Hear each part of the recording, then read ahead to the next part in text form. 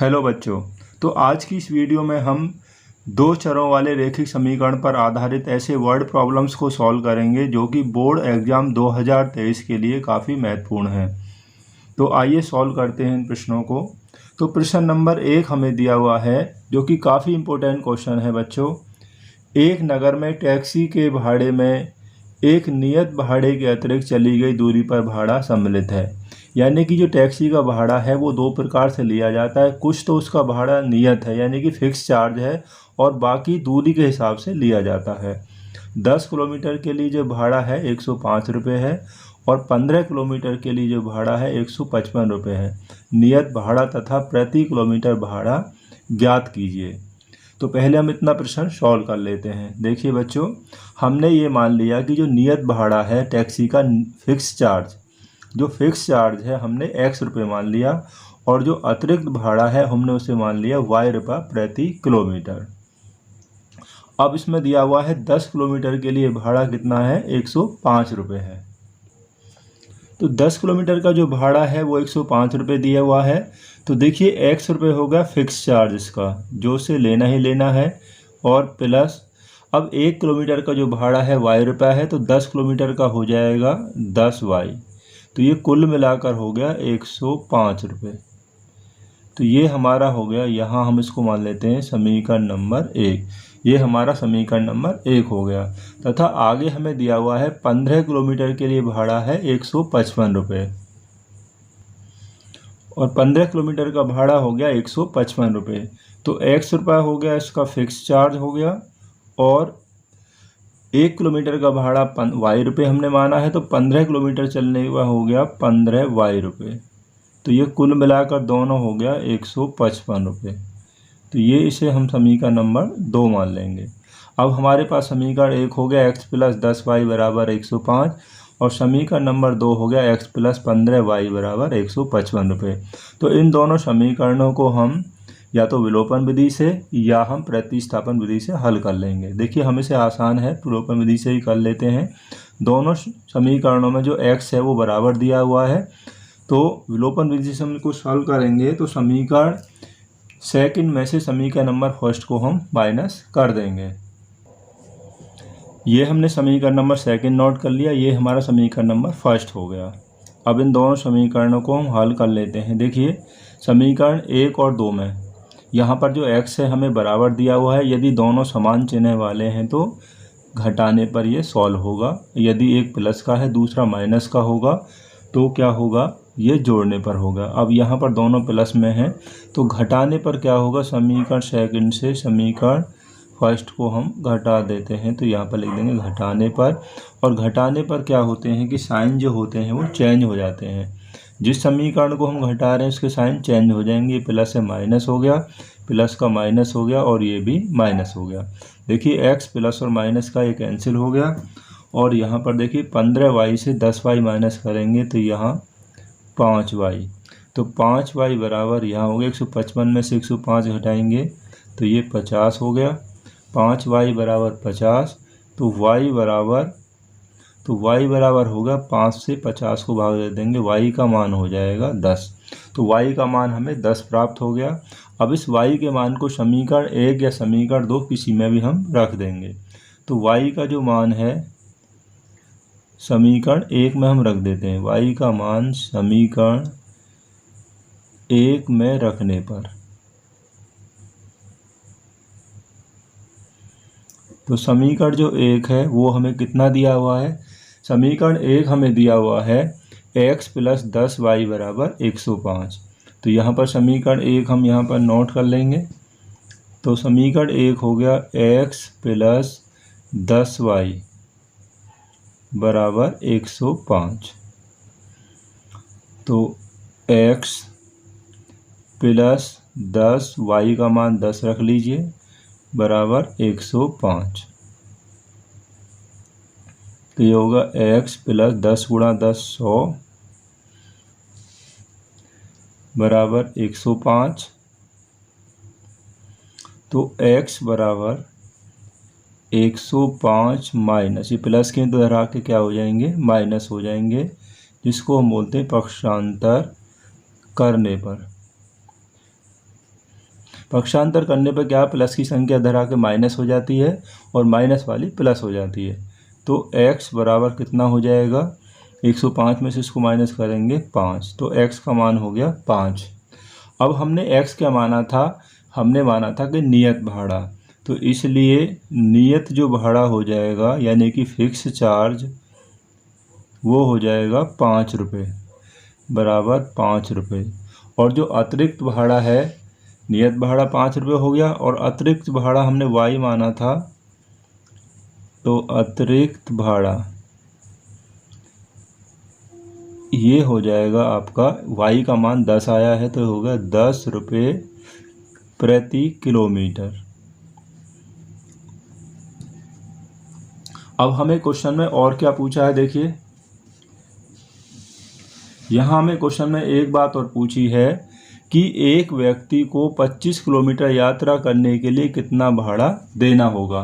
अब देखिए एक 25 किलोमीटर के लिए तो x रुपया तो फिक्स चार्ज हो गया और 25 किलोमीटर का हो जाएगा 25 y रुपये। तो यहाँ पर हम 25 किलोमीटर का भाड़ा बराबर, तो 25 किलोमीटर के लिए भाड़ा हो जाएगा x रुपये हो गया फिक्स चार्ज, और जब 1 किलोमीटर का y है तो 25 किलोमीटर का हो जाएगा 25 y।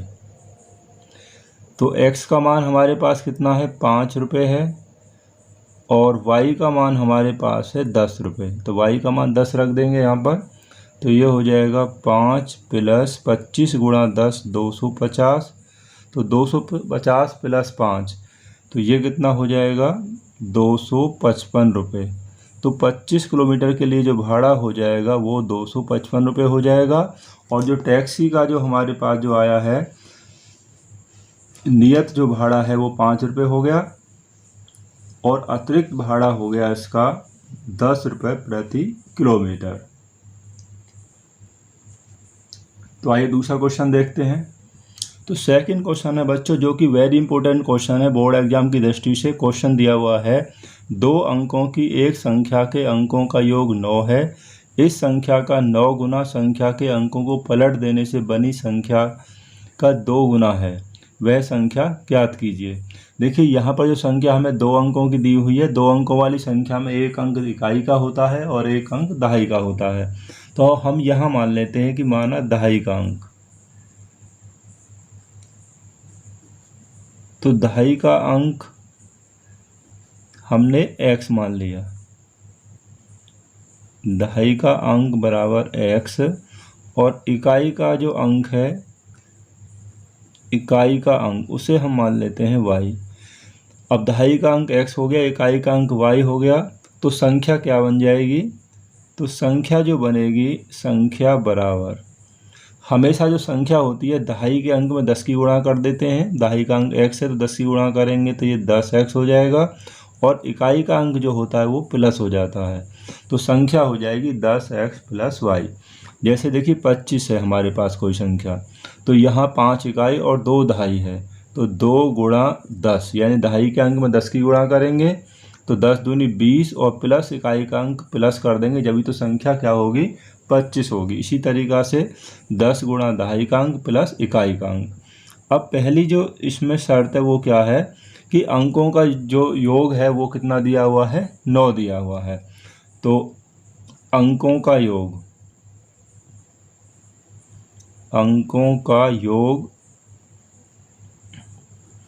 बराबर हमें दिया हुआ है 9, और अंक हमने क्या माने हैं, x और y माने हैं। तो इसलिए पहला जो समीकरण हो जाएगा x प्लस y यानी इकाई का अंक प्लस दहाई का अंक मिलकर उनका योगफल है 9।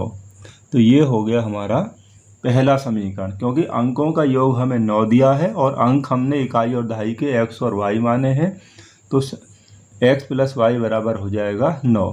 अब आगे हमें क्या दिया हुआ है कि संख्या के अंकों को पलट देने पर जो संख्या बनती है उस यानी कि इस संख्या का 9 गुना संख्या के अंकों को पलट देने पर, तो पहले हम ज्ञात करेंगे अंकों के स्थान बदलने पर या पलटने पर प्राप्त नई संख्या।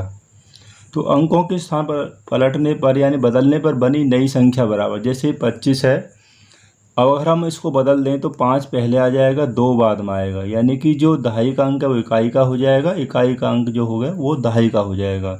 तो पहले 10x प्लस वाई थी संख्या, अब संख्या कितनी हो जाएगी हमारी, वो हो जाएगी 10y प्लस एक्स, क्योंकि हमारा जो दहाई का अंक था वो इकाई का हो गया और इकाई वाला हो गया दहाई का। तो संख्या हो जाएगी 10y प्लस एक्स। लेकिन शर्त अनुसार, सेकंड शर्त अनुसार अब क्या है, इसमें हमें क्वेश्चन में दिया हुआ है, देखिए एक बार फिर से देखिए, इस संख्या का 9 गुना, संख्या कौन सी है, 10x प्लस जो y है इसका 9 गुना, यानी कि 10x प्लस वाई, इस संख्या का जो 9 गुना है वो बराबर है किसके, अंकों को पलट देने पर बनी संख्या के 2 गुना है। तो पलट देने पर बनी संख्या कौन सी है, 10y प्लस एक्स है, तो ये संख्या होगी 10y प्लस एक्स। ये जो संख्या आ गई है इसके कितने के बराबर है, 2 गुने के बराबर है, तो इसका 2 गुना ये हो जाएगा। ठीक है, अब इसको सॉल्व करके हम एक समीकरण प्राप्त कर लेंगे। तो 9 से गुणा करेंगे तो ये हो गया आपका 90x प्लस वाई में करेंगे तो 9y बराबर 2 से 10 दूनी 20y प्लस 2x, या 90x इसको इधर ले आइए तो माइनस का हो जाएगा 2x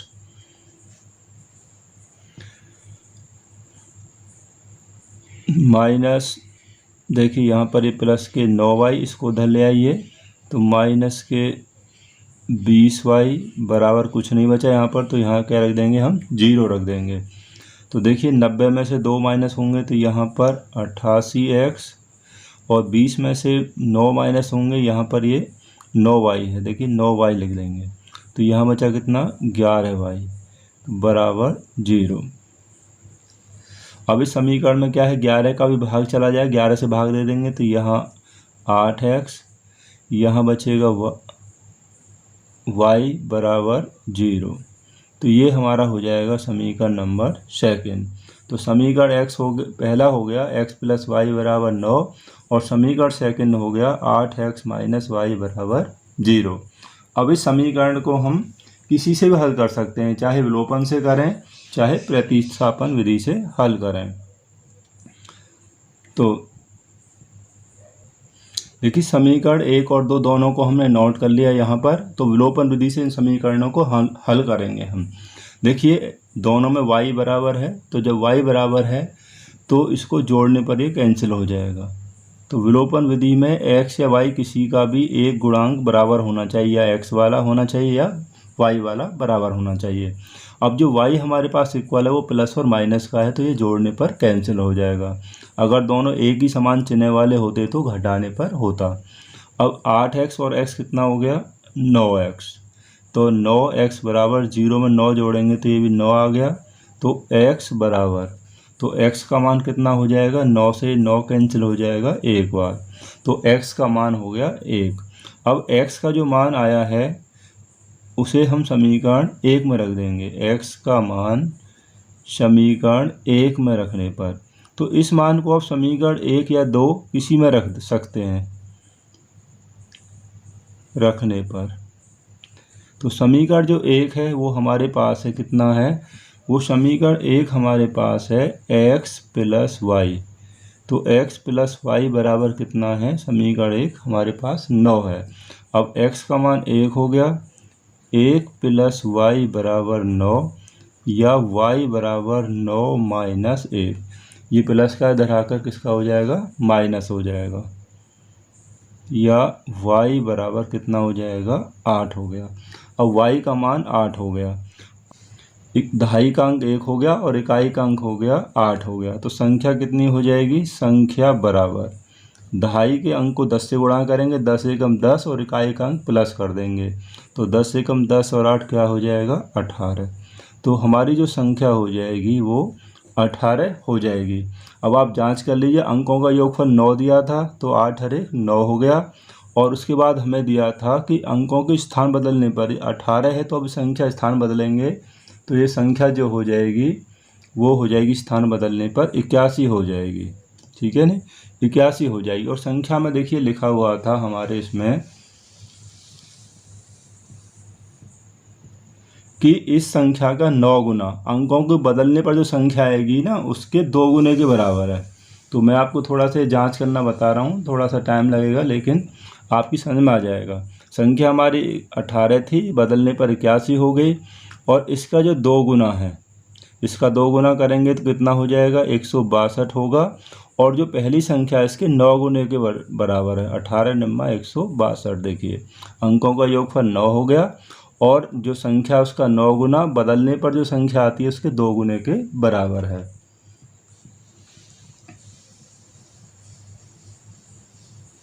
ये क्वेश्चन काफ़ी इम्पोर्टेंट क्वेश्चन है जो कि एग्जाम में काफ़ी बार पूछ लिया जाता है, इसलिए आप इसकी प्रैक्टिस अच्छी प्रकार से कर लें। तो आइए अगला क्वेश्चन और देखते हैं। क्वेश्चन नंबर जो 3 है वो भी काफ़ी इंपॉर्टेंट क्वेश्चन है, ये ऐसा क्वेश्चन भी काफ़ी बार पूछ लिया जाता है। तो क्वेश्चन देखिए क्या है, एक भिन्न 1/3 हो जाती है। कब हो जाती है? जब उसके अंश से 1 घटाया जाता है। और वह 1/4 हो जाती है जब उसके हर में 4 जोड़ दिया जाता है। तो भिन्न ज्ञात कीजिए। तो देखिए जो भिन्न है हमने x/y मान लिया, यहाँ पर x जो है वो अंश है और y हमारा हर है। अब पहली जो कंडीशन है वो क्या दी हुई है बच्चों, तो उसके अनुसार हम इसे करेंगे। ये हमारी भिन्न होगी x/y, ये भिन्न हो गई। अब इसका मान 1/3 कब हो जाता है? जब उसके अंश से 1 घटाया जाता है। तो अंश ऊपर वाला है तो अंश में से हमने 1 माइनस कर दिया, तो इसका मान कितना हो जाएगा, 1/3 हो जाएगा। अब यहाँ पर क्रॉस मल्टीप्लाई करके इसको पहले एक समीकरण बना लीजिए। जब 3 से यहाँ गुणा करेंगे हम, देखिए 3 से x में गुणा करेंगे तो ये 3x हो गया और 1 में करेंगे तो ये 3 हो गया, बराबर 1 से यहाँ करेंगे तो ये y ही हो जाएगा।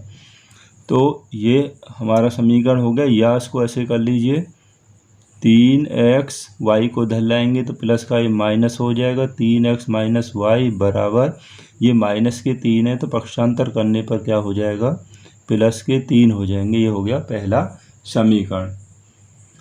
अंश में से 1 घटाने की बात कर रहा है तो अंश में से 1 घटाएंगे बराबर 1/3। यहाँ से क्रॉस मल्टीप्लाई करके ये हमारा समीकरण पहला हमें प्राप्त हो गया।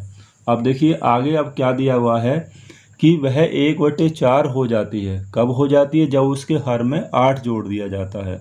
तो सेकंड जो कंडीशन है उसमें हमें दिया है भिन्न हमारी x/y है।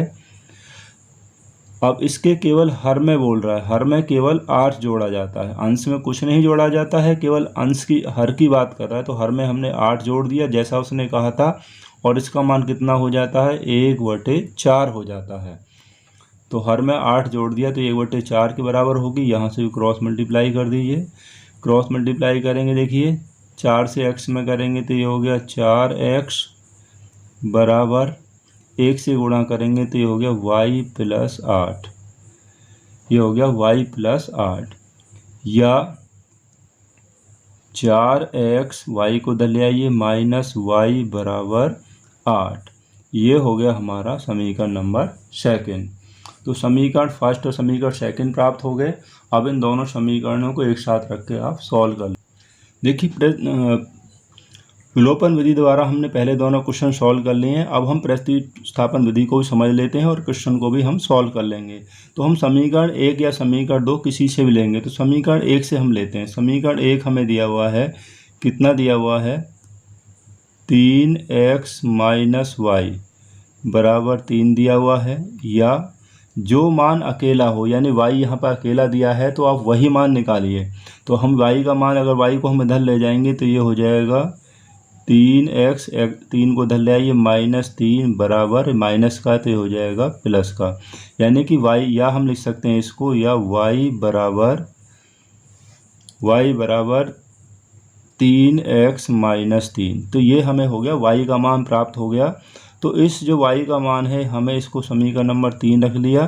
तो इस y के मान को हमने 1 से लिया है तो हमें इसको क्या रखना, समीकरण नंबर सेकंड में प्रतिस्थापित कर देंगे। तो y का मान समीकरण सेकंड में प्रतिस्थापित करने। अब समीकरण सेकंड हमें दिया हुआ है कि 4x माइनस वाई बराबर 8। तो 4x माइनस वाई, अब y का मान हमारे पास कितना है, 3x माइनस 3। तो y का मान हम यहाँ पर रख देंगे 3x माइनस 3, जो हमने प्राप्त किया वो हमने मान यहाँ पर रख दिया बराबर 8। तो ये हो जाएगा या 4x माइनस, ब्रैकेट से पहले माइनस लगा हुआ तो साइन चेंज हो जाएंगे, -3x, ये माइनस का प्लस हो जाएगा, बराबर 8। तो 4x में से 3x माइनस होंगे तो यहाँ x इक्वल टू 3 इधर ले जाइए तो 8 - 3। तो x का जो मान होगा वो कितना हो जाएगा, x बराबर हो गया 5। अब x का मान 5 हो गया तो x का मान किस में रख देंगे हम, समीकरण नंबर जो हमारे पास जो हमने थर्ड बनाया था, कहाँ पे, ये रहा, y बराबर 3x - 3, यहाँ पर रख दीजिए क्योंकि यहाँ पर y का मान पहले ही सॉल्व है। तो x का मान समीकरण थर्ड में रखने पर, तो हम जो x का मान हमें आया है, वैसे हम किसी में भी रख सकते हैं पर थर्ड में थोड़ा आसान रहेगा इसलिए हम थर्ड में रख देंगे। तो समीकरण थर्ड हमारे पास है y बराबर 3x। अब x का मान कितना हो गया, 5 - 3, तो 5 × 3 कितना हो गया, 15, 15 - 3, तो ये हो गया 15 में से 3 माइनस हो गया तो कितना बच जाएगा यहाँ पर, 12। तो इसलिए अब हमारे पास देखिए अंश हो गया x, तो x हमारे पास 5 हो गया और y का मान हो गया 12, तो यहाँ पर लिख देंगे अंश। तो अंश बराबर हो गया 5 और हर का जो मान है, हर बराबर हो गया 12। तो हमें भिन्न कितना माना था, हमने भिन्न लिया था x/y, तो ये भिन्न जो होगा, जो हमें याद करना, भिन्न बराबर अंश बटे हर, यानी कि 5/12। तो यही हमारा आंसर हो जाएगा। इस क्वेश्चन को भी आप जांच कर सकते हैं, जिस तरीक़ा से मैंने पहला समझाया था इसी तरीक़ा से x और y के मान रखकर आप इसकी भी जांच कर सकते हैं। तो अगला क्वेश्चन और देखते हैं। देखिए क्वेश्चन नंबर 4 भी हमें काफ़ी इम्पोर्टेंट क्वेश्चन दिया हुआ है, जो कि बोर्ड एग्जाम में काफ़ी पूछ लिया जाता है, यानी कि आयु से संबंधित क्वेश्चन भी एग्जाम में काफ़ी बार पूछे गए हैं। तो क्वेश्चन हमारा दिया हुआ है, 5 वर्ष पूर्व नूरी की आयु सोनू की आयु की 3 गुनी थी और 10 वर्ष पश्चात नूरी की आयु सोनू की आयु की 2 गुनी हो जाएगी। नूरी और सोनू की आयु ज्ञात कीजिए, यानी कि नूरी और सोनू की हमें वर्तमान आयु ज्ञात करनी है। तो हम मान लेते हैं कि नूरी की वर्तमान आयु x वर्ष और सोनू की वर्तमान आयु हमने मान ली y वर्ष। अब जैसा ही क्वेश्चन में लिखा हुआ है कि 5 वर्ष पूर्व, तो दोनों की पहले हम 5 वर्ष पूर्व की आयु ज्ञात कर लेंगे। तो 5 वर्ष पूर्व, तो 5 वर्ष पूर्व हम पहले सोनू की आयु और नूरी दोनों की आयु हम निकाल लेंगे। तो 5 वर्ष पूर्व नूरी की आयु, तो नूरी की जो आयु है 5 वर्ष बाद पूर्व कितनी हो जाएगी। तो पूर्व में क्या होता है बच्चों की, जितनी साल पहले पूछता है, पूर्व पूछता है, तो उतने ही साल माइनस कर देते हैं। तो वर्तमान आयु x है, तो 5 साल पूर्व इसकी जो आयु होगी, 5 साल पहले x - 5 वर्ष हो जाएगी। इसी तरीक़ा से जो सोनू है, सोनू की भी 5 वर्ष पूर्व की जो आयु हो जाएगी, वो भी सोनू की y है, तो 5 साल पूर्व हो जाएगी y - 5 वर्ष। जितने वर्ष पूर्व हमें निकालना है, पहले हमें आयु ज्ञात करनी है, उतने ही हम वर्ष क्या कर देते हैं, माइनस कर देते हैं। अब प्रश्न के अनुसार देखिए, पहली अब कंडीशन क्या है, कंडीशन ये है क्वेश्चन में, देखिए 5 वर्ष पूर्व नूरी की आयु सोनू की आयु की 3 गुनी थी। तो जैसे क्वेश्चन में लिखा है हम ऐसा ही कर देंगे, यानी कि जो नूरी की जो आयु 5 साल पहले x - 5 है, ये बराबर है सोनू की आयु की। सोनू की आयु y - 5 है, इसकी कितनी थी, 3 गुनी थी, तो गुणा 3 कर देंगे। जैसा क्वेश्चन में आप ऐसे ही करते जाइए। नूरी की आयु जो थी 5 साल पहले, सोनू की आयु की 3 गुनी हो जाएगी। अब इसे सॉल्व करके आप एक समीकरण प्राप्त कर लीजिए। 3 से गुणा करेंगे तो 3y - 3 × 5 15, ये हो गया। या x बराबर, इसको आप इधर ले आइए, 3y - 15। अब ये माइनस के 5 जब इधर आएंगे तो किसके हो जाएंगे, प्लस के हो जाएंगे, जिसे हम बोलते हैं पक्षांतर करने पर। पक्षांतर करने पर जो भी संख्या बाएं पक्ष से दाएं पक्ष में आती है या दाएं से बाएं की तरफ आती है तो उसके साइन चेंज हो जाते हैं। या x बराबर, तो 3y 15 में से 5 गई तो माइनस के 10 बच जाएंगे, क्योंकि हमारे पास माइनस वाली संख्या ज़्यादा है। तो ये हमारा समीकरण 1 हो गया। इस समीकरण को आप ऐसे बना सकते हैं, x माइनस 3y बराबर माइनस 10। किसी भी तरीक़ा से आप इसको लिख सकते हैं। अब देखिए आगे क्वेश्चन में क्या दिया हुआ है। आगे क्वेश्चन में दिया हुआ है 10 वर्ष पश्चात नूरी की आयु सोनू की आयु की 2 गुनी हो जाएगी। यानी कि अब 10 वर्ष बाद की बात ये कर रहा है क्वेश्चन में। तो 10 वर्ष बाद हम दोनों की आयु निकाल लेंगे पहले। तो 10 वर्ष बाद, पश्चात यानी कि बाद, तो 10 वर्ष बाद पहले हम नूरी की आयु याद कर लेते हैं और फिर सोनू की आयु, जैसे हमने अभी ज्ञात किया था पूर्व में, ऐसे ही बाद वाली निकाल लेंगे। तो 10 वर्ष बाद नूरी की आयु, तो नूरी की जो वर्तमान आयु हमने x मानी थी, तो 10 वर्ष बाद वो हो जाएगी 10 साल बड़ी और हो जाएगी, यानी कि x प्लस 10 वर्ष। जब बाद में पूछता है तो आपको उतने ही साल प्लस कर देने हैं और पूर्व में हमेशा माइनस करते हैं। तो सोनू की आयु कितनी हो जाएगी, वो हो जाएगी y प्लस 10, क्योंकि 10 वर्ष बाद निकालना है तो दोनों की आयु में हम 10-10 प्लस कर देंगे। अब देखिए क्वेश्चन में जो हमें शर्त क्या है कि जो 10 वर्ष बाद नूरी की आयु सोनू की आयु की कितनी हो जाएगी, 2 गुनी हो जाएगी। ये क्वेश्चन में ही दिया हुआ है जो हमने अभी पढ़ा था। तो नूरी की आयु 10 वर्ष बाद जो नूरी की आयु है वो बराबर है सोनू की आयु की कितनी, 2 गुनी। तो सोनू की आयु कितनी है, y प्लस 10 है हमारे पास, तो इसकी हो जाएगी 2 गुनी। ठीक है, ये दूसरी कंडीशन होगी, यानी कि 10 वर्ष पश्चात नूरी की आयु बराबर सोनू की आयु की 2 गुनी। जो छोटा है उसी में हम गुणा करेंगे। तो x प्लस 10 बराबर 2 से गुणा कर लीजिए, 2y प्लस 2 गुणा 10 कितना हो गया, 20 हो गया। या x, y को इधर ले आएंगे, x माइनस 2y बराबर 20, 10 इधर लाएंगे तो माइनस के 10 हो गए। पक्षांतर करने पर, तो यहाँ सामने लिख देंगे पक्षांतर करने पर। तो x माइनस 2y बराबर 20 में से 10 माइनस हो जाएगा, 10 बचेगा। ये हमारे पास हो जाएगा समीकरण नंबर 2। तो समीकरण जो फर्स्ट है हमारा वो हो गया x बराबर 3y माइनस 10, और समीकरण सेकंड हो गया x माइनस 2y बराबर 10। इसको भी हम ऐसे लिख सकते हैं, x बराबर 2y प्लस 10 भी लिखा जा सकता है। अब देखिए इन दोनों समीकरणों को हम प्रतिस्थापन विधि से हल कर लेते हैं। आप इन्हें विलोपन विधि से भी कर सकते हैं। देखिए x का जो मान है समीकरण 1 से, x का जो मान है 3y माइनस 10, इसको हम समीकरण नंबर 2 में प्रतिस्थापित कर देंगे। तो समीकरण 1 से x का मान समीकरण नंबर 2 में प्रतिस्थापित करने पर, देखिए प्रतिस्थापित क्यों लिखा जाता है, क्योंकि समीकरण 1 में जो x का मान है वो y के पदों में है, तो इसलिए यहाँ पर प्रतिस्थापित लिखा जाता है। तो ये हम प्रतिस्थापन विधि से हल कर रहे हैं। तो समीकरण 1 से x का मान क्या है, 3y माइनस 10, जहाँ पर x है वहाँ पर हम लिख देंगे 3y माइनस 10। x का मान ये आ गया माइनस 2y बराबर 10। या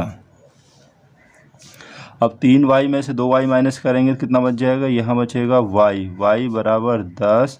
ये माइनस के 10 ये इधर आ जाएंगे तो ये प्लस के हो जाएंगे। तो y बराबर 10 और 10 20, तो y का मान हो गया 20। अब इस y के मान को देखिए हम समीकरण नंबर 1 या 2 किसी में भी रख सकते हैं। तो इस y का मान हम यहाँ समीकरण 1 में रख देंगे, क्योंकि यहाँ पर x बराबर 3y माइनस 10 यानी x का मान पहले से ही सॉल्व है, तो इससे क्वेश्चन काफ़ी आसान हो जाएगा। तो यहाँ पर y का मान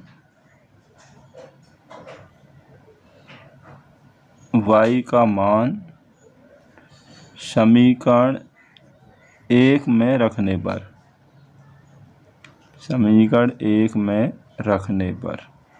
तो समीकरण 1 हमारे पास जो है हो गया x बराबर 3y माइनस 10, तो 3y माइनस 10 समीकरण 1 है ये हमारे पास। तो x बराबर 3y का मान 20 माइनस 10, तो ये हो जाएगा 20 तिया 60 माइनस 10, 60 माइनस 10। तो 60 में से अगर हम 10 माइनस करेंगे कितना हो जाएगा, 50 हो जाएगा। तो x का मान हो गया 50। अब x किसकी उम्र मानी थी हमने, x होगी नूरी की आयु और y होगी हमारे पास सोनू की आयु। तो यहाँ नीचे लिख देंगे कि नूरी की आयु बराबर 50 वर्ष और सोनू की आयु बराबर 20 वर्ष। तो इस तरीक़ा से हमारे क्वेश्चन कंप्लीट हो गया। देखिए इस वीडियो हमने 4 क्वेश्चनों को रखा था, जो क्वेश्चन बोर्ड एग्जाम की दृष्टि से काफ़ी इम्पोर्टेंट क्वेश्चंस हैं। अगर आप इन प्रश्नों को हल कर लेते हैं, समझ लेते हैं, तो आपके बोर्ड परीक्षा में कम से कम 6 अंक जरूर पक्के हो जाएंगे। अगर वीडियो अच्छी लगे तो हमारे चैनल को सब्सक्राइब करें और वीडियो को लाइक करें। तो मिलते हैं जल्दी ही अगली ऐसी वीडियो के साथ में। Thanks for watching this video.